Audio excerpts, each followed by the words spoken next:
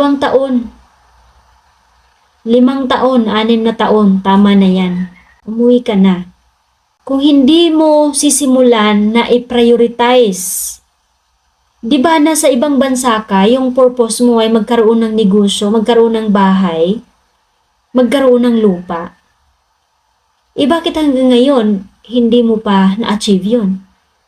Siguro naman, ayun nga, pinapadala mo lahat.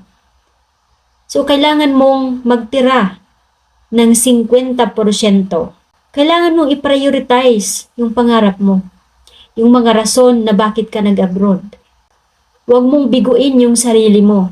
Dapat nag-abroad ka, panindigan mo yung pangarap mo. Bakit ka nag-abroad? Dapat pag-uwi mo, dalang-dala mo, balik yung rason na bakit ka nag-abroad.